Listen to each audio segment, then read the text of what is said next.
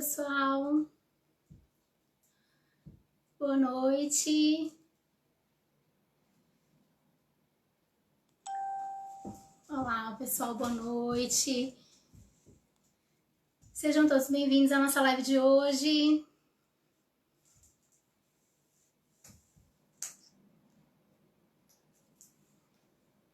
Oi, pessoal que tá chegando, boa noite. Hoje a gente vai para mais uma live da nossa série de lives sobre autismo, sobre o TEA. Sejam todos bem-vindos. O pessoal tá me vendo, me ouvindo, o áudio e vídeo tá ok. Se vocês puderem me dar um ok. Gente, então vamos lá. Boa noite para todo mundo. Eu vou me apresentar enquanto o pessoal tá entrando. Eu sou Viviane Gomes, sou neuropsicopedagoga, trabalho aqui no Japão em atendimento a crianças e adolescentes com dificuldades de aprendizagem, transtornos, distúrbios. E venho aqui no Portal Mie conversar com vocês sobre desenvolvimento infantil e de adolescentes e sobre neurodesenvolvimento também. E hoje a gente vai continuar com a nossa série de lives sobre autismo e a nossa conversa, o nosso bate-papo de hoje é sobre o brincar. Então assim, pessoal, se vocês puderem me dar um retorno só de que o som tá tranquilo para eu conseguir continuar.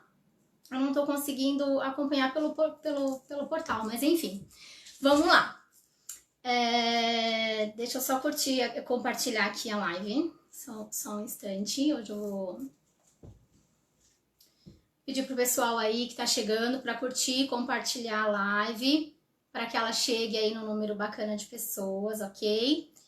Então, as mamães aí, as famílias que tiverem passando por essa questão com as crianças, que tem uma dificuldade para interagir, que tem uma dificuldade para brincar, ou com um adolescente que nesse momento está mais recluso. A gente sabe que devido a essa pandemia e tudo que a gente tem passado, a interação tem ficado mais difícil, o convívio tem ficado mais difícil. A gente sabe de que essas coisas estão acontecendo meio que forçosamente, mas é importante a gente saber a importância que se tem da gente promover esses momentos de interação com as crianças e também com os adolescentes, tá? Principalmente dentro do espectro, principalmente dentro do processo em que as crianças estão vivendo no momento e dentro dessa questão que eles já têm. Gente, eu não tô conseguindo mesmo nem ver as mensagens se tá subindo alguma coisa ou não. Enfim, vamos continuar a live da forma com que tá? Então, se vocês mandarem alguma coisa aí e eu não responder, é porque não tô conseguindo ver os comentários de ninguém, tá? Não tô conseguindo acompanhar e ver os comentários de vocês. Então, portanto,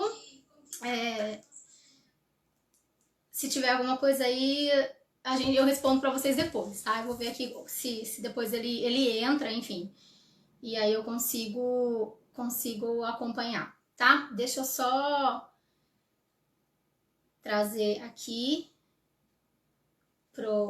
pra minha página. Então, o pessoal que conhece aí a NeuroKids, por favor, curtem e compartilhem a página da NeuroKids.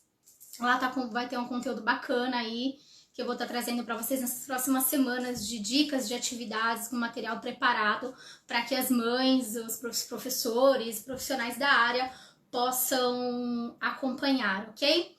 Então vamos lá, pessoal. Apareceu aqui. Boa noite, gente. Tá chegando aqui, ó. Tá tudo ok. Renato, obrigada, Renato. Mari, seja bem-vinda. O pessoal que tá aí agora. Agora eu tô conseguindo ver os comentários. Bom, vamos lá. Brincar, né? Por que a gente brinca? A gente brinca porque é algo que nos dá prazer, porque é algo que a gente sente uma satisfação no ato da gente brincar. E por que é tão importante a gente ensinar as crianças para que elas brinquem da maneira saudável, tá? Porque o brincar, ela é uma habilidade que a gente vai aprender, a gente pode aprender a brincar, né? Se a gente ensina, a gente pode aprender também. E ela faz com que seja uma porta para um aprendizado. Quando a maioria das mães chegam para fazer as primeiras consultas, para fazer os primeiros atendimentos, e a gente faz uma entrevista inicial e a gente pergunta o que a criança mais gosta de brincar, ou qual é o brinquedo favorito dela, qual a atividade que ela faz que mais agrada. E aí, assim, 90% das mães das crianças dentro do espectro, elas têm uma dificuldade muito grande de responder isso. Então tem mãe que fala assim, ele não brinca com nada. Nada chama a atenção dele para brincar. Ou então elas respondem assim, ele não sabe brincar. Eu compro um monte de brinquedo, eu trago um monte de atividade e nada ele consegue fazer. Nada desperta o interesse, nada faz com que essa criança brinque. E aí a mãe não sabe responder quais são as principais brincadeiras ou qual o principal brinquedo que a criança gosta de brincar, a não ser quando ela tem um hiperfoco e aí é só aquele brinquedo. Então, de repente, ela fica lá com um carrinho ou um objeto que ela traz esse hiperfoco, essa atenção única para esse tipo de brinquedo e ali ela só brinca com aquilo. Se você tira esse objeto dessa criança, ela não consegue brincar com nada além daquilo. Então, me fala, eu nem sei se isso pode ser considerado um brincar, Viviane, porque é uma atenção única e exclusiva para tal objeto que eu acho que a mãe acha que aquilo não é um brincar. E assim, tudo que faz com que eles desprendam a atenção ou que eles mantenham uma atenção dentro de uma atividade e que aquilo faz com que a gente consiga chegar através de outros objetos que a gente possa inserir nesse brincar, nesse momento, é sim um momento de ludicidade, é sim um momento de brincar, tá? As crianças típicas, né, elas já têm o brincar como algo que vem. Então, você compra uma boneca, você dá uma boneca para uma criança, ela abre e ela joga a caixa fora e ela parte para o objeto em si, no caso, a boneca. E ali ela começa a brincar. Isso para crianças que a gente considera como crianças regulares, sem nenhum tipo de especificidade. Agora, as crianças dentro do espectro, dentro do autismo, elas têm sim uma predisposição, uma diferenciação em relação ao brincar. Então, ela não vê muito sentido pro objeto em si, né? Ou ela não vê o que a gente vê. Então, se eu dou uma boneca para uma criança, eu espero que ela pegue essa boneca e que ela pinte o cabelo, que ela troque de roupa, que ela brinque com essa boneca de uma maneira que nós temos a visão do brincar. E aí, para eles, não tem muita funcionalidade, né? As crianças dentro do autismo, elas não conseguem imaginar, elas não conseguem fazer de conta. Essa capacidade de abstração, de você dar um outro sentido para alguma coisa, para eles é muito difícil. Tá? Eles não têm essa questão muito definida dentro do cérebro deles e dentro de todo o processo de aprendizado que eles passam. Então, muitas vezes, eles acabam o quê? Eles preferem pegar a caixa desse objeto que chegou e explorar essa caixa. Então, o que ele vai fazer? Ele vai amassar a caixa, ele vai ouvir o barulho do plástico, ele vai arrastar essa caixa no chão, ele vai amassar essa caixa, ele vai batucar nessa caixa, enfim, ele vai fazer trocentas mil coisas com a caixa em vez de brincar com o objeto que estava lá dentro. E aí a gente fica numa situação de, poxa, eu comprei, eu dei e no fim não teve o menor sentido do presente, né? Principalmente quando é familiar que dá o presente e se sente um pouco frustrado pela criança não ligar para o presente em si e ficar aí mais com a sua atenção à embalagem ou ao papel, enfim. E isso faz parte porque, né, como eu estava falando para vocês, é difícil eles entenderem o significado desse objeto. Boa noite, pessoal do Portal Me. Obrigada pelo espaço. Pessoal, curte e compartilhe a página do portal para que vocês recebam aí as notificações, as informações aí. Tem bastante conteúdo bacana. A equipe de live aí tá show. Então, quem ainda não curtiu o Portal Me, por favor, curta e compartilhe a página, ok? Boa noite, Júnior. Começamos aqui a nossa conversa hoje sobre o brincar no autismo, sobre essa série de lives aí que desde janeiro a gente está conversando bastante sobre esse tema. E hoje a gente está aí meio que finalizando. O autismo não tem como, ele vai continuar participando das lives aí, até porque é a vivência, a experiência que a gente tem aqui, a comunidade tem bastante criança diagnosticada dentro do espectro, então tem sempre muitas dúvidas e novas crianças estão chegando, sendo diagnosticadas, novas famílias estão recebendo aí o diagnóstico do TEA, estão buscando ajuda, estão buscando informação, novos espaços estão abrindo para atender essas crianças, então é um assunto que a gente sempre vai trazer, né, as informações sobre o desenvolvimento e o neurodesenvolvimento, e aí estarei aqui para isso.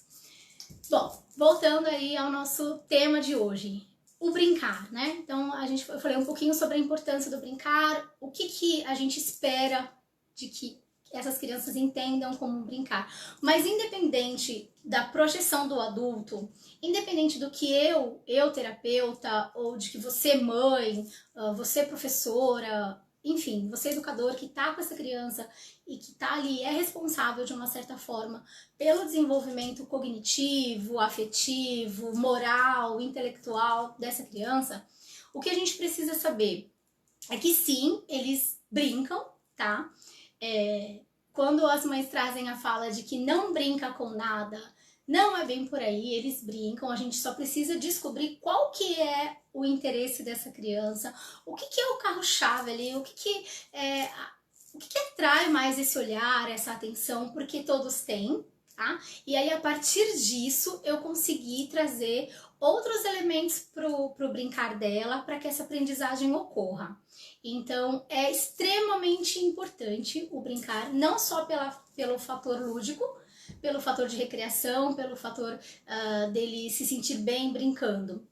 Existe toda uma questão intelectual por trás disso, né? Quando a gente fala de aprendizagem lúdica, é uma aprendizagem onde a criança ou adolescente, ele consegue assimilar um conteúdo que vai ser trabalhado, que vai ser ensinado de uma forma de brincar, né? De uma forma lúdica. E se eu não consigo trabalhar a ludicidade e essa importância do brincar com os pequenos, fica mais difícil introduzir numa idade maior. Então, quanto mais tempo eu demoro, mais difícil fica.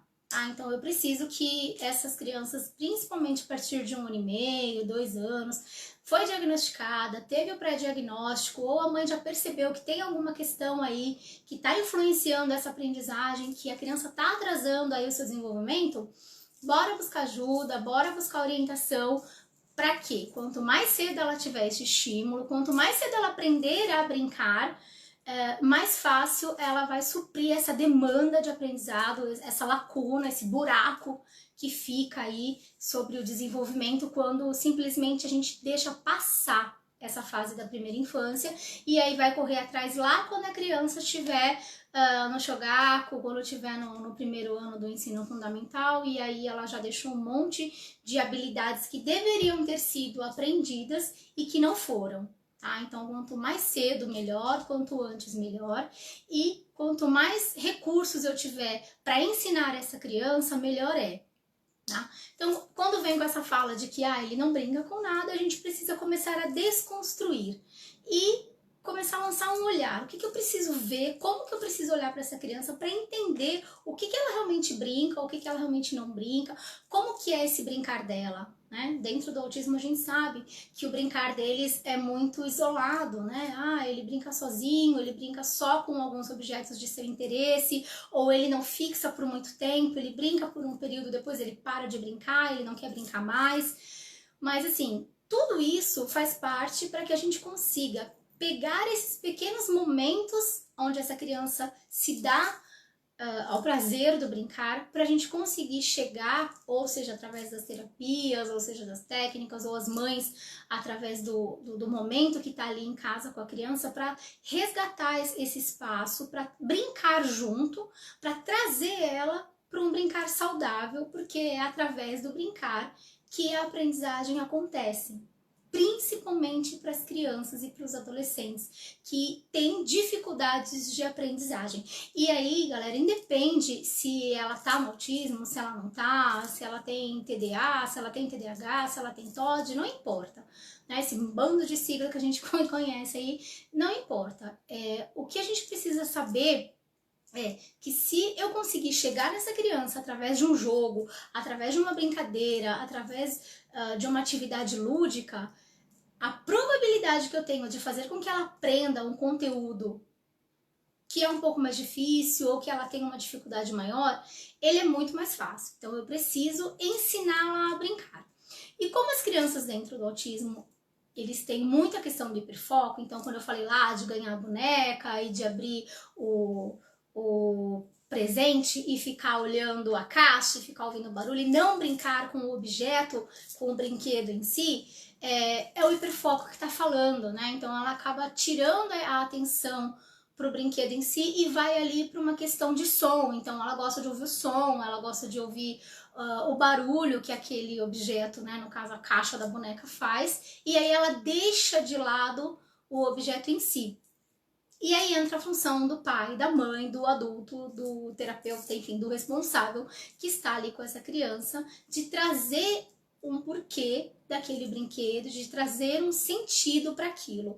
E aí a gente vai mostrando para ela o porquê que é bacana a gente brincar, o porquê que é importante a gente brincar, para que ela entenda e consiga fazer parte desse processo de brincar, tá?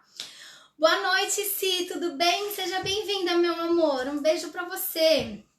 Pessoal que tá chegando, gente, boa noite. Se vocês tiverem dúvida, pode escrever. Se vocês tiverem alguma vivência com as crianças de vocês também, agora eu consigo ver os comentários, estava desativado, mas agora já tá tudo em ordem. Tá? Boa noite, pessoal que tá chegando. Sejam todos bem-vindos. E aí hoje, se vocês tiverem alguma... meu filho brinca demais, ou meu filho não brinca, como que é essa relação que tá tendo agora nesse período que as crianças estão em casa, que tá sendo aí meio confuso, as crianças autistas estão tendo uma dificuldade maior de permanecer em casa, essa quebra da rotina, né? A gente conversou sobre isso também em algumas lives, falando sobre autonomia, falando sobre rotina, e mantê-los em casa, como é que tá sendo, porque tem mãe que acaba trazendo relatos de que tem ficado muito no tablet, fica muito no eletrônico, porque não consegue sair devido a tudo isso que está acontecendo. E aí as crianças estão indo para uma questão da agressividade muito forte, né? Ou estão indo pela questão alimentar, então estão comendo demais, ou então tá muito agressivo, justamente por quê? Porque toda essa parte do processo de brincar que até então vinha acontecendo seja dentro da escola, seja dentro de um centro terapêutico, enfim, ou aí dá um parque, né? Aí dá um shopping, enfim.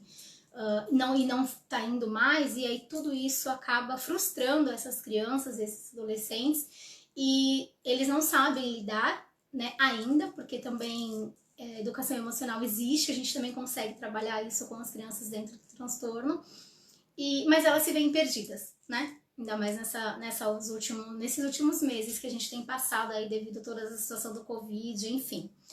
Mas faz parte, a gente tem que entender que é um momento que vai passar, mas o que eu posso fazer durante esse período? Então, como que eu posso ajudar essa criança a brincar? O que eu posso fazer para que ela entenda que brincar é bacana? Então, primeiro é transformar essa brincadeira em algo bom. Tá? Então eu preciso mostrar para essa criança que brincar é prazeroso, que brincar é legal, que eu consigo me divertir, que eu consigo sorrir e que isso vai me trazer um resultado positivo quando eu brinco com alguém, né? E aí como é que a gente faz isso?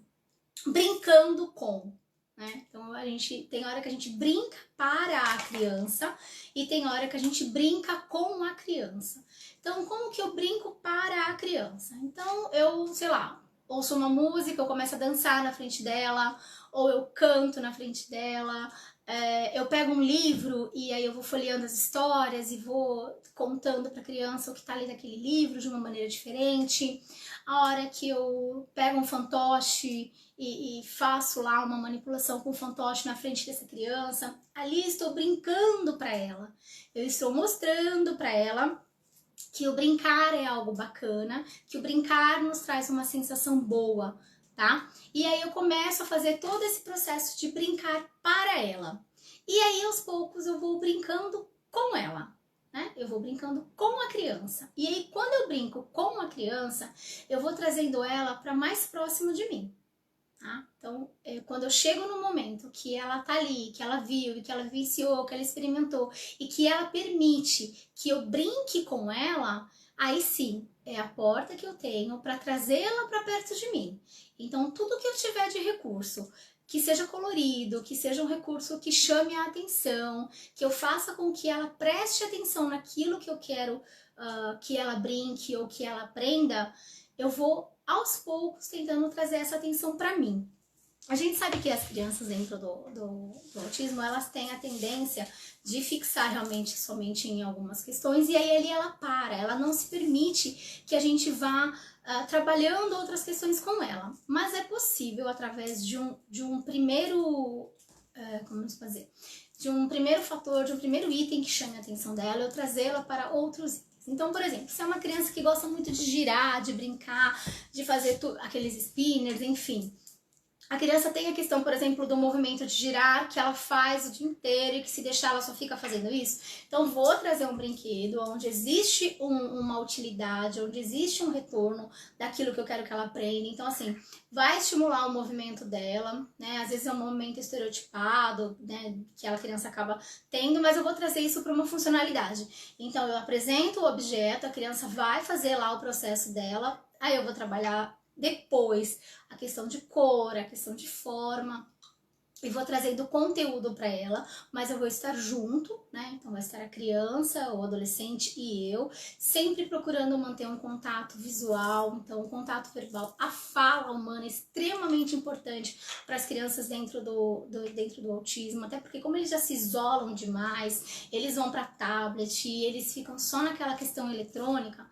A fala, o contato, a conversa, ela é extremamente importante para que eles entendam que a gente conversando e que a gente falando, eles vão ter ali um retorno, uma segurança, nem que seja de uma segurança emocional, para que eles consigam aprender. Então, vou trazer lá o objeto, eu vou ensinar ele a girar, eu vou depois para uma complexidade ou uma dificuldade um pouco maior. Então, eu vou estar ali, então sempre com objetos que chamem a atenção, que façam com que essa criança olhe para mim. Dentro do autismo, a gente tem crianças que que funcionam muito bem com os cartões. Então, assim, antes de eu fazer uma atividade de brincar, ou antes de eu propor uma atividade que eu quero que essa criança brinque comigo, eu posso sinalizar assim através dos cartões. Então eu vou lá e falo assim, olha, agora a gente vai fazer atividade com massinha, com argila, e aí eu mostro para essa criança o que a gente vai fazer para não pegá-la assim de surpresa, vamos dizer assim, né? E aí eu começo essa brincadeira com ela. Quando eu for mudar ou quando eu for querer fazer uma atividade diferente, quero que ela permaneça dentro desse processo, eu apresento outro cartão e aí eu falo para ela, olha, agora a gente vai pintar, a gente vai colorir, a gente vai desenhar, a gente vai trabalhar com tinta, enfim, seja com o que for. Eu sinalizo para essa criança ou para esse adolescente o que a gente vai trabalhar, o que a gente vai fazer, seja em casa, o que vocês vão fazer de rotina, para que ela entenda o que ela vai fazer no próximo passo, porque as mudanças são muito difíceis, ó.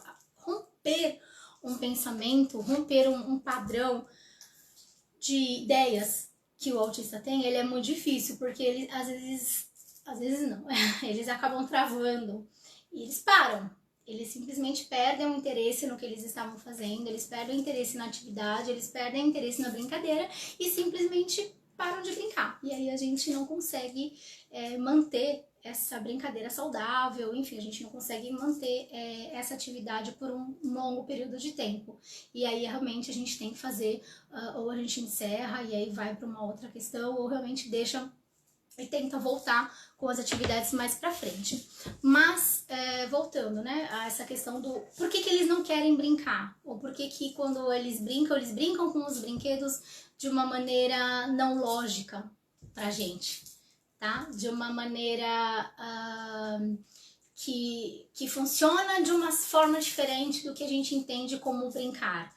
né? Porque para eles muitas coisas não faz sentido, de repente não faz sentido brincar com o objeto da maneira que a gente brinca, para ele não tem porquê, e aí ele acaba não brincando. Mas a gente precisa sim ensinar a maneira correta de brincar. Então primeiro eu vou brincar com ele da maneira que ele entende. Então se eu ofereço, por exemplo, um objeto, no caso as brincadeiras sensoriais, para eles dá muito certo, eles gostam muito de brincar com objeto sensorial.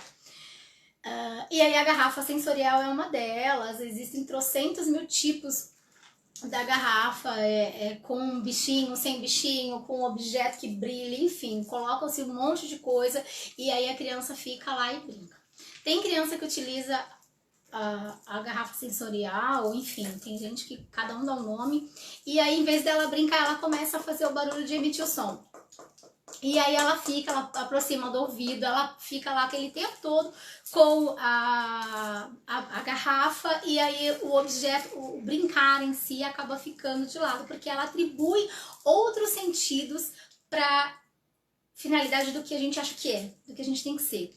A gente considera, né, que tem que ser. E assim, acaba não sendo o caminho. Se eu for usar um objeto para brincar com uma criança autista ou com um adolescente e eu achar que ele vai me responder de acordo com o que eu espero, não vai funcionar, tá? Mas o que eu posso fazer? Eu posso pegar a forma com que ele brinca e trazer essa vivência dele para aquilo que eu quero que ele aprenda. Então, se eu quero ensiná-lo a brincar ou a desenvolver, por exemplo, faz de contas, eu preciso apresentar um brinquedo que proporciona um faz de conta, seja um livro, seja um fantoche, seja uma boneca, seja uma família terapêutica, enfim, seja o que for.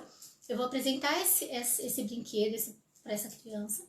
Vou ver como que ela explora, ela vai olhar, ela vai por outro lado, ela vai mexer, ela não vai mexer. Tem criança que é muito sensitiva, então ela vai tocar naquele objeto, ela vai pôr a boca, ela vai cheirar, enfim. Ela faz N coisas com aquele brinquedo até a gente conseguir ensinar para ela qual que é a funcionalidade, por que aquele brinquedo existe, como que ela pode começar a brincar de faz de conta.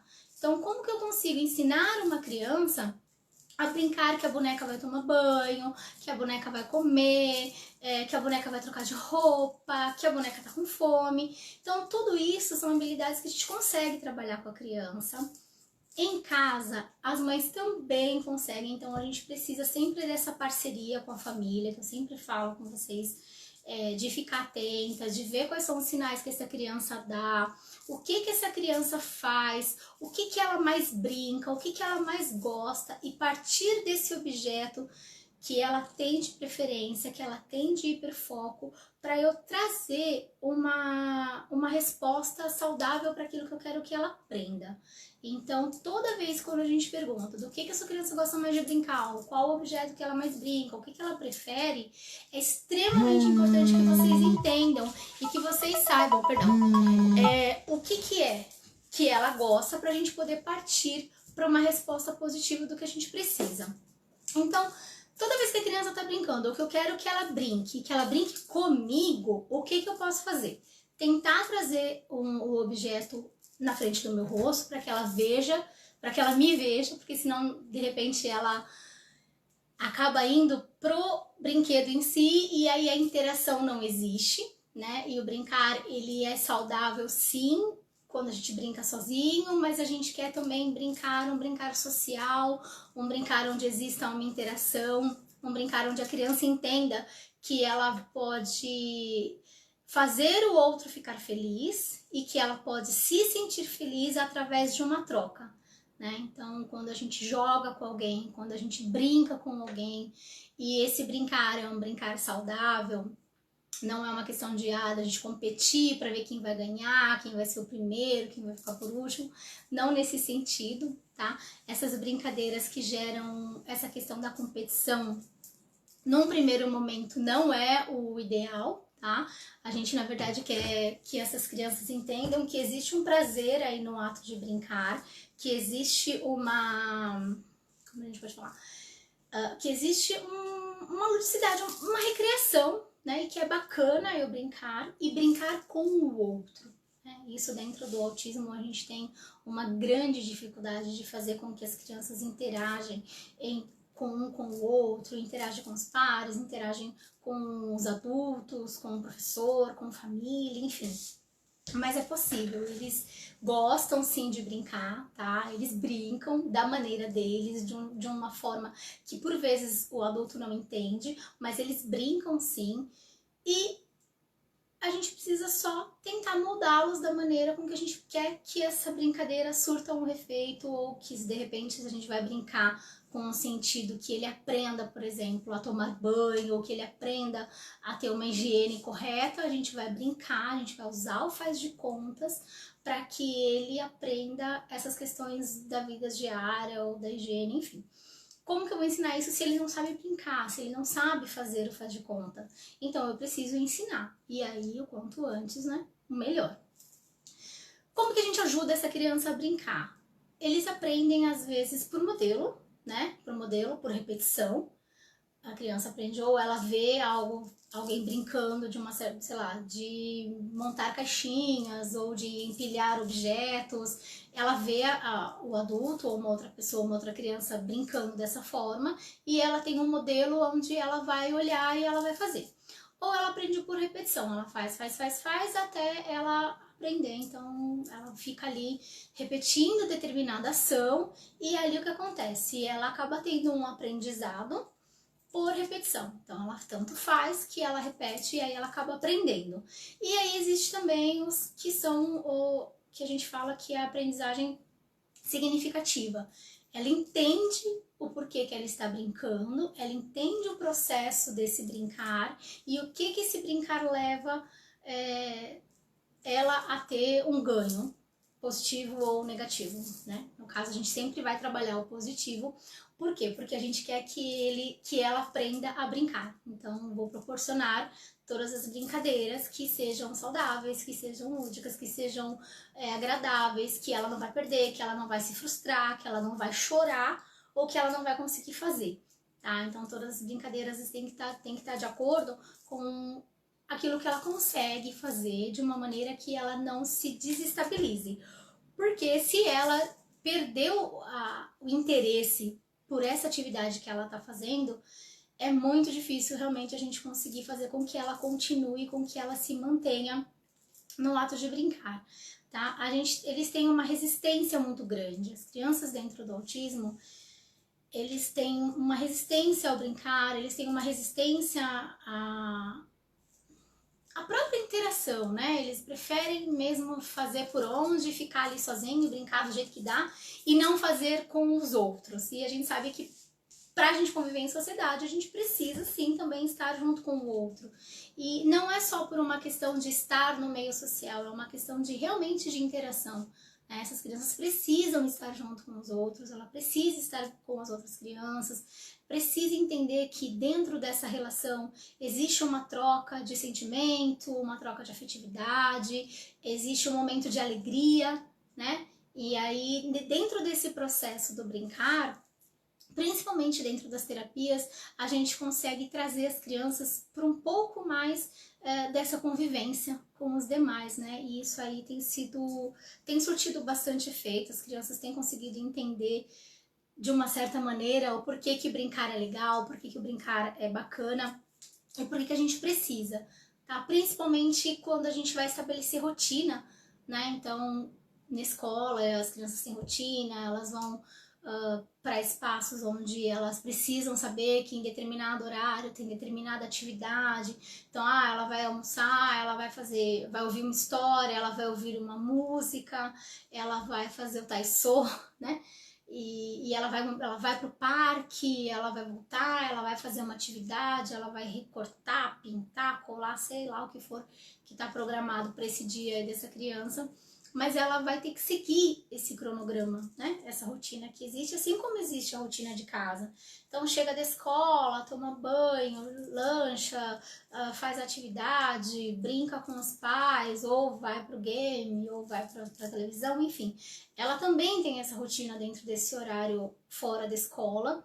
E o brincar, ele precisa estar incluído, tá? Seja na escola, que a gente sabe que já é garantido, seja dentro dos espaços terapêuticos, que é uma forma que a gente tem de ensiná-los, para que eles aprendam determinada atividade ou determinado conteúdo que a gente precisa que eles aprendam, então a gente usa o brincar muito para isso, e seja em casa mesmo, né? Até para que os pais consigam ter esse contato mais próximo.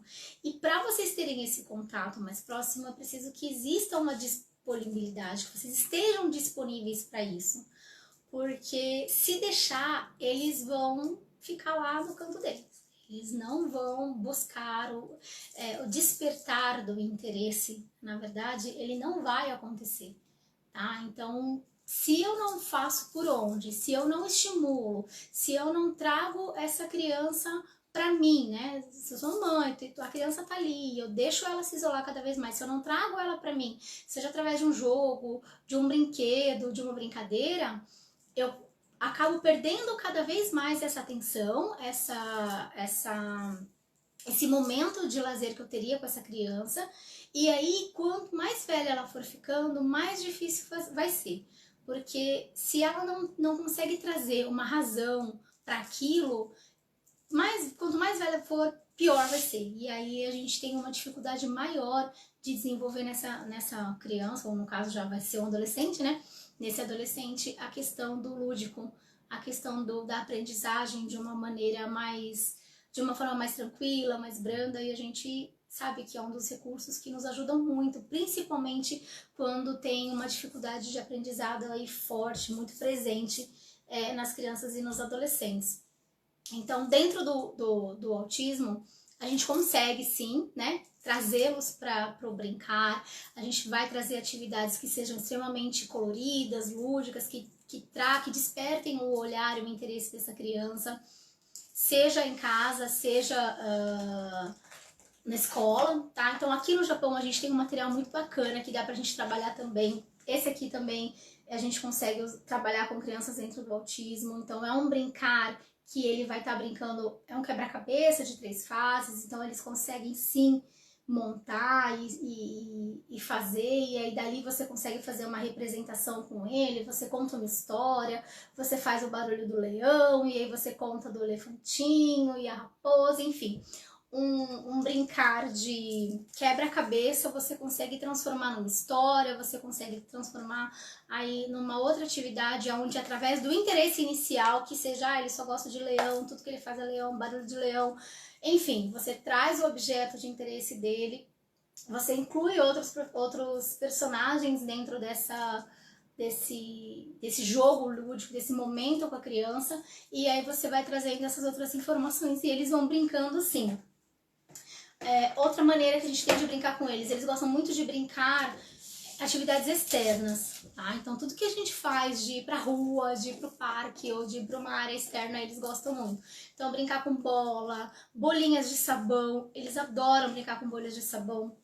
Geralmente a gente utiliza as bolhas para que eles nos olhem, tá? Então quando a gente precisa ter um retorno visual, ou a gente precisa falar alguma coisa que eles precisam estar olhando com a gente, o uso da bolha de sabão se faz presente. Então a gente geralmente sempre tem, quase todo espaço terapêutico tem lá as bolhinhas de sabão pra gente poder estar trabalhando com eles. Então é legal de ter em casa também, porque eles curtem bastante e as mães também conseguem ter o mesmo resultado que a gente tem dentro do processo de terapia, as mães também conseguem ter em casa.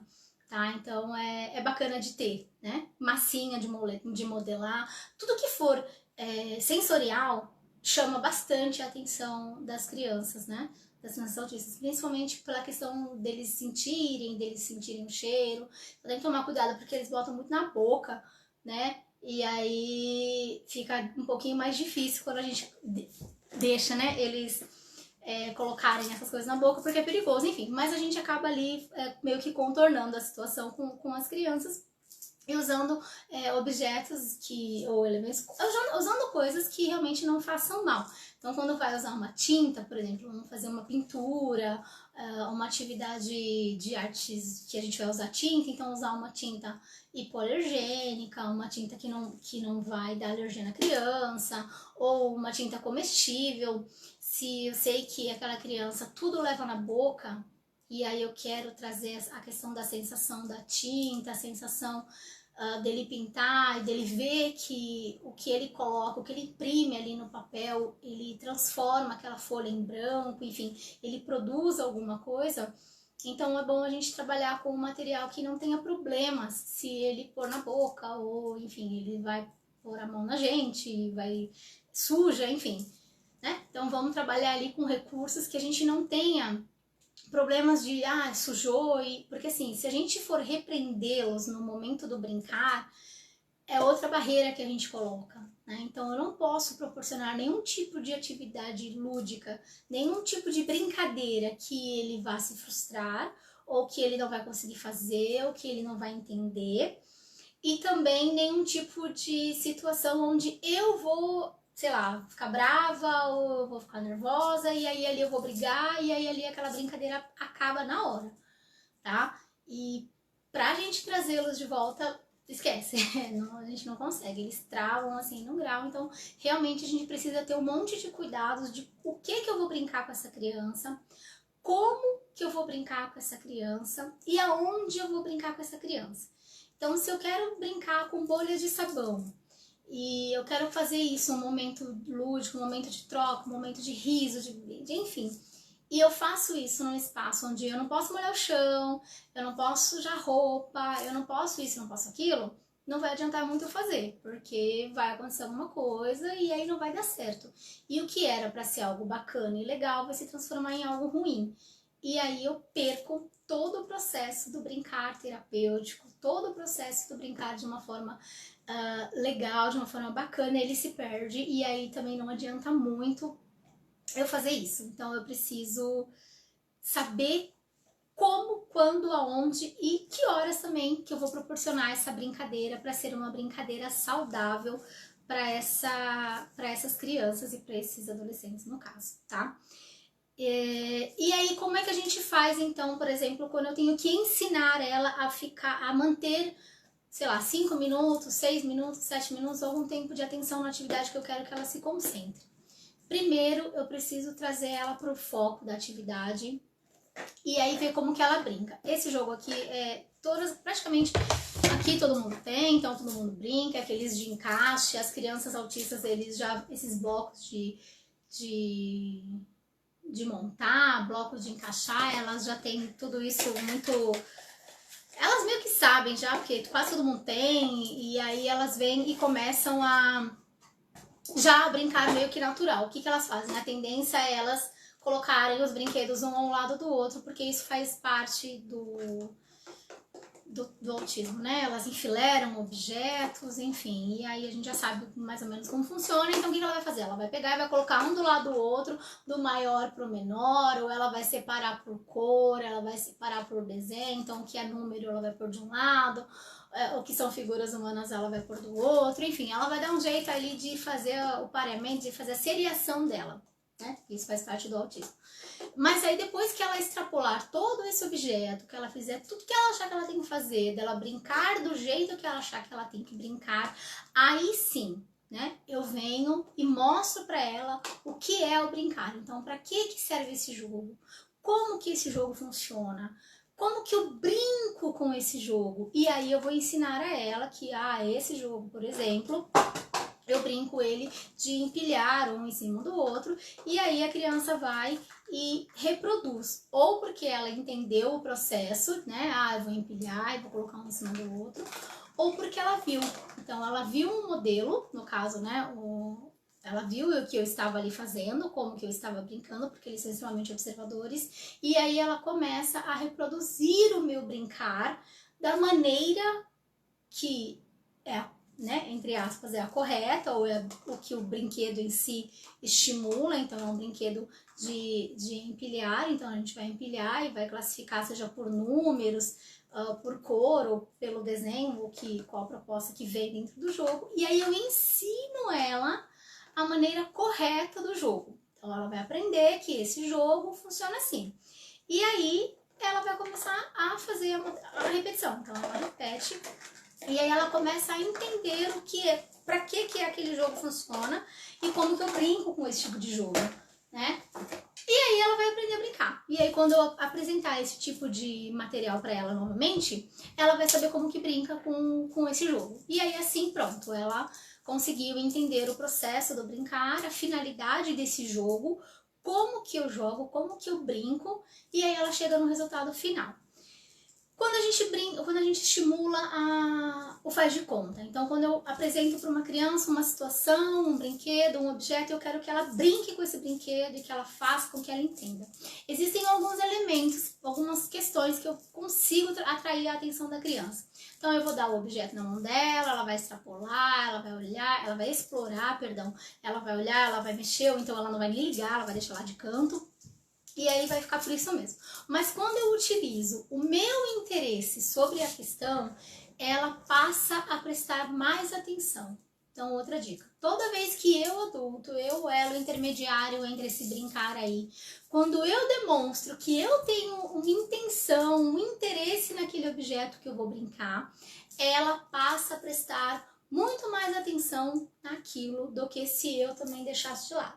Então eu olho o objeto, eu brinco, eu trago o objeto para mim, eu trago o objeto para perto do meu rosto, eu mostro para ela que aquilo tá ali comigo, que eu quero conhecer, que eu quero saber, que eu quero olhar, que eu quero brincar, ela passa pelo menos a prestar atenção.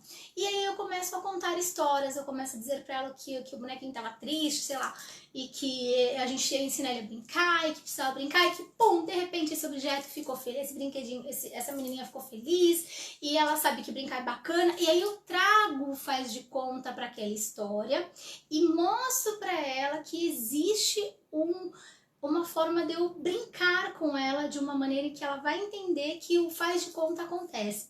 E os elementos surpresas, né? Quando a gente brinca com um autista e tem algo que muda, ou algo que faz barulho, ou algo que ele vai mexer e que aquilo ali dá um resultado diferente para ele, é muito bacana. Eles gostam muito, porque chama muita atenção e eles não esperam, de repente, que aquele brinquedo ou que aquela atividade que ele tá fazendo depende dele para que mude. Né? E aí quando eu falo mais alto, ou quando eu falo mais baixo, ou quando eu brinco, quando eu dou risada, quando eu dou cócega nele, ou quando eu trago ele pra mim, dou um beijo, dou um abraço, ou tenho alguma reação de corpo e que faz com que ele sorria e essa troca de energia, essa troca de informação acontece, ele entende que o brincar é algo prazeroso, que é legal, que é bacana eu brincar. E aí, nesse processo dele entender que é bacana eu brincar, ele se interessa. E aí, quando ele se interessa pelo brincar, a gente consegue manter essa habilidade que ele adquiriu ali de entender o que é o brincar, o processo do brincar.